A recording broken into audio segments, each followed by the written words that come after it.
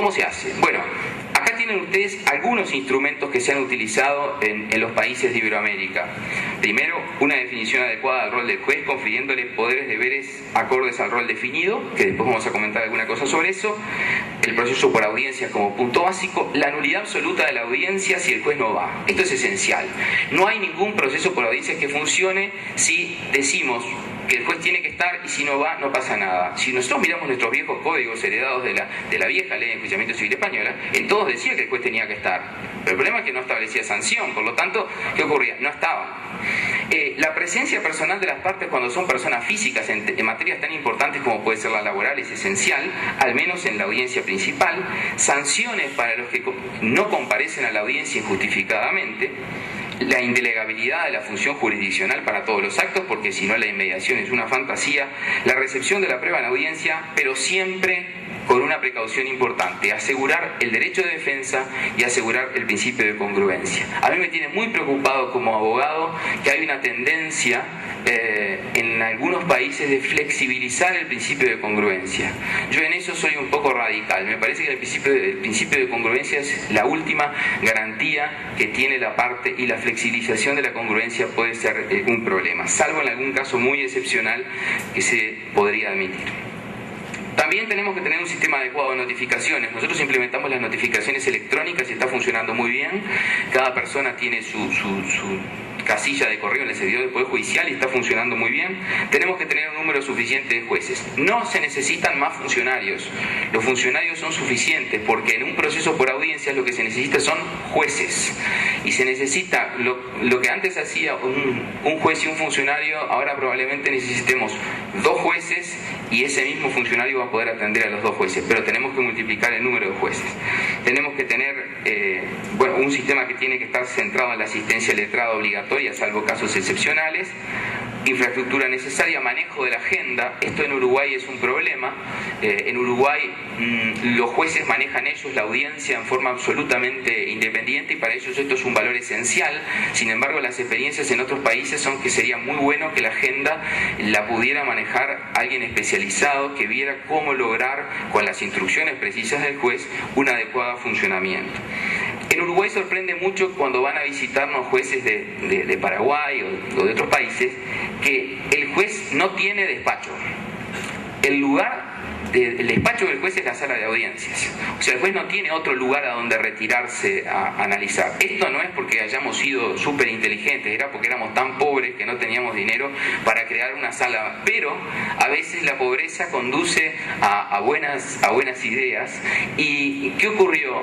Nos dimos cuenta, y ahora nadie propone cambiarlo, que eso hacía o le daba al proceso por audiencia una esencial importancia, porque el juez estaba siempre en la sala de audiencias. Cuando había que tener una reunión, una conversación, se hacía en la sala de audiencias y se entendió que la audiencia era el corazón y el centro del proceso. Entonces, muchas veces hasta redactan sus resoluciones, obviamente cuando no hay audiencia, todo se hace allí. Algunas cifras sobre la inmediación. En un relevamiento, una investigación que hicimos en el año 2007, se llegó a la conclusión que de todas las audiencias relevadas durante un mes, los jueces no faltaron a ninguna audiencia, o sea, en todas asistió el juez. Hay una altísima comparecencia de las partes, un 90% de casos de comparecencia de las partes. Las personas físicas comparecieron en forma personal en la mayor parte de los casos. Los abogados en Uruguay tienen terror, no se arriesgan jamás a que su cliente no vaya a una audiencia, porque saben que la sanción es tan dura que hasta algunas veces lo vamos a buscar cuando tenemos dudas de lo que pueda ocurrir, porque sabemos que es muy importante. Y la audiencia ha mostrado una gran importancia para resolver diversos problemas. Nos pasaron, en este equipo que trabajamos en este reglamento, después hicimos un anecdotario, y la principal anécdota que se daba era que terminada la audiencia, como nos veíamos que estábamos haciendo esa investigación, nos venían a preguntar: dígame, a mí me gustó mucho el abogado de la otra parte, ¿cómo puedo hacer yo para cambiar el mío por el otro?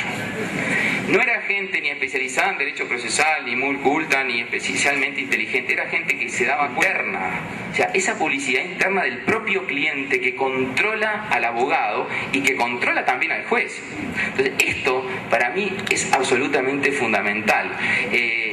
En el proceso nuestro anterior, siempre la culpa, como decía el profesor Mofito, la tenía el juez, no, tarda mucho. Entonces, ¿qué hacían los abogados? Siempre cuando venía el cliente le decían, mire, su caso está ganado.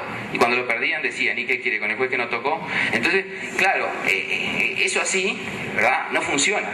La esencia es esa publicidad interna, esa comunicación interna que hace que el usuario aprecie que ese contacto además con su juez, eso de decir, bueno, yo lo vi, lo conozco, sé quién es un señor que me pareció que sabe mucho, que no sabe nada, me pareció, pero lo vio, sabe que hay una persona que está allí.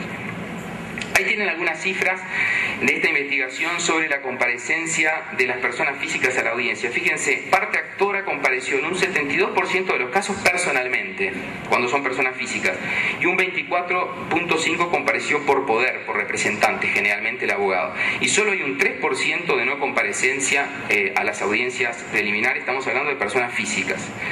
Las personas, la parte demandada, en cambio, hay un porcentaje más alto de incomparecencia porque muchas veces se demanda a más de una persona y la que no comparece es una de ellas, y eso está computado como no comparecencia. Suspensión de las audiencias, un porcentaje aproximado de 12% de frustración de audiencias, como decía también el profesor Bonet. ¿Sabemos que hay audiencias que no se hacen? Sí, claro. Pero eso no nos tiene que llevar a que porque 12% no se hagan, podamos hacer 88% de las audiencias. ¿Por qué se frustran estas audiencias? Por diversas razones. Por motivos fundados de la incomparecencia, porque el juez se enfermó ese día, porque existe una situación en la cual una prueba no pudo terminar de diligenciarse. Pero es un porcentaje que nosotros lo entendemos como aceptable y razonable.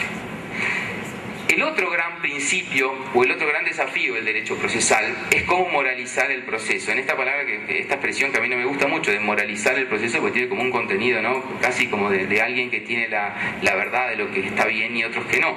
Pero de alguna manera hay garantías muy efectivas. Y la garantía para mí más importante para lograr un proceso con buena fe y lealtad procesal es la presentación de toda la prueba con la demanda y la contestación. Yo, si me dieran a elegir un solo elemento de la reforma procesal en Uruguay que haya realmente cambiado o revolucionado el sistema, es ese. O sea, esto de que la prueba no se puede dar por goteo, no se puede dosificar. Yo, cuando preparo la demanda, tengo que saber, tengo que presentar todos los documentos que tengo que intimarle al otro a presentar todos los documentos que me sirven y él tiene, tengo que decir el nombre de los testigos, sobre qué va a declarar cada testigo, y así sucesivamente sobre los medios de prueba. Y el demandado, a su vez, hace lo mismo. Conclusión: menos demandas infundadas, menos demandas extorsivas, más posibilidades de negociación, generalmente incluso fuera de la audiencia, porque se muestran las cartas desde un inicio. Esto tiene a veces, cuando se habla del sistema anglosajón y del discovery y todo esto, yo digo, sí, es esto, pero de una manera muchísimo menos ampulosa, ¿verdad?, muchísimo más sencilla, es mostrar las cartas desde el inicio. Y hay dos institutos también que me parecen muy importantes, que son el efecto no suspensivo de los incidentes y el efecto diferido de las apelaciones. ¿Qué es el efecto diferido de las apelaciones? Es lo que vemos en las películas cuando alguien dice protesto o objeción, y lo hacen muy divertidamente. Nosotros no, muy aburrido, decimos interpongo recurso de apelación, y queda ahí, con muchísimo menos show, pero exactamente lo mismo. Significa que postergo la fundamentación de mi recurso de apelación sobre esa cuestión secundaria para el momento de la eventual apelación de la sentencia definitiva. Conclusión: el proceso no se paraliza, el proceso sigue adelante. ¿Cuáles son los procesos que tenemos que regular? ¿Verdad? Que sean pocos pero funcionen. Básicamente ese es el gran lema: pocos procesos pero que funcionen. Si yo tuviera que elegir, diría primero, obviamente, el proceso ordinario por audiencias como estructura procesal básica. Hay que buscar un proceso simplificado de pequeñas causas. Esto me parece importante. En Uruguay no está en el código, ni está tampoco en el código modelo, pero me parece que hay que buscar un proceso simplificado de pequeñas causas. El proceso monitorio. Uruguay tiene proceso monitorio desde hace más de 100 años, y no solo tiene proceso monitorio para cobro de pesos, tiene proceso monitorio hasta para divorcio, proceso monitorio para desalojo, proceso monitorio para entrega de la cosa, para entrega efectiva de la herencia, y así sucesivamente. Y obviamente juicio ejecutivo monitorio. El proceso monitorio ha funcionado excelentemente bien. Ya antes funcionaba bastante bien, y con el código nuevo está funcionando muchísimo mejor, y realmente los casos en que hay oposición de excepciones son mínimos, y en eso se ordinariza el proceso, pero en todos los demás casos tenemos un cernidor para sacarnos ese gran tema. Luego hay que tener mucho cuidado con el proceso de ejecución, al cual se va a referir luego mi compañero uruguayo que ponga luego. porque esto también es clave. Nosotros tenemos problemas con esto. Tenemos hermosas sentencias dictadas en tiempo razonable que luego ejecutarlas nos lleva muchísimo tiempo. Yo creo que hoy el desafío del derecho procesal en este momento en el mundo es qué hacer con el proceso de ejecución. Nadie sabe. Todos los institutos maravillosos que en teoría se estudian, cuando van a preguntar ¿cuántas ejecuciones provisionales hay en los países que tienen ejecución provisional? 3, 4, 5... no funcionan. Los institutos esos maravillosos que conocemos y que están en varios códigos, en la práctica no funcionan. El proceso de amparo hay que articularlo debidamente y el proceso cautelar y la tutela anticipada. ¿Qué hacer con la segunda instancia? Ustedes saben que el proceso por audiencias tiene una idea original que no se aplicó casi nunca, y es que iba a ser un proceso en única instancia con tribunal colegiado. Como no se tuvo recurso en ninguno de los países, o en casi ninguno de los países, para estructurar esto, terminamos con las doble instancias. Hoy no existe un solo abogado en el Uruguay, y creo que un solo profesor de Derecho Procesal en Uruguay que quiera establecer un sistema de única instancia con tribunal colegiado, aunque tuviera todo el dinero del mundo. ¿Por qué? Porque más allá del respeto al Pacto de San José y el debate que hay sobre la doble instancia en el Pacto de San José de Costa Rica, el tema central acá es que se ve como un elemento esencial la revisión del fallo de primera instancia, y además porque hemos logrado tiempos muy razonables en la segunda instancia, lo que ha hecho que con más razón los abogados quieran mantener esto. Pero tenemos varios problemas en la segunda instancia. El principal problema que tenemos es que en Uruguay no existe ni grabación ni filmación de las audiencias. Lo que tenemos es un acta resumida. En esta investigación que hicimos, todos los abogados se quejaron del acta resumida, ningún juez se quejó del acta resumida. Los jueces dijeron,